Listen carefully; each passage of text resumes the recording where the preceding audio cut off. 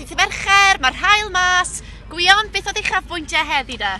Wel, yn y pafiliwn gyda ni 3 enillydd llawn haeddiannol yn ôl pob sôn. Yn prif seremoni ar diwrnod, yn geri oedd Sywel No di ennill yn dod e album y flwyddyn, a fi'n ar ôl gryndo yr album na, fi'n meddwl oedd e'n llawn haeddiannol o ennill e hefyd. Beth yn union ti wedi bod lan i heddi? Wel, bore yma nath pecyn LGBTQ+ fi dod allan, so please wyliwch hwnna.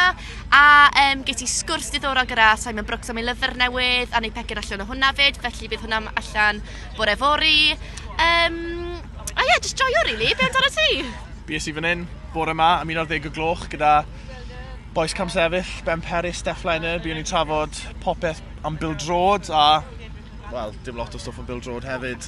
Gaethon ni lot o sport. Dath yng nghyfweliad i gyda Thomas Bwlch mas bore yma.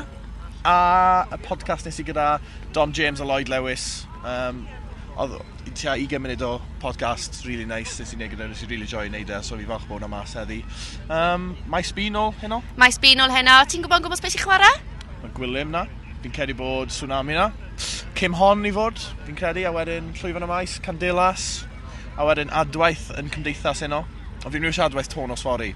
So falle rhoi skip i Adwaith heno, falle mynd i Maes B, gwn i weld. Brwydr y bandiau heddi fyd, gyda cwbl o Joe Mec alumni. Fabulous. Gwern a Barwell a Deo Jones, shout out. Methu aros, gobeithio welwn chi na.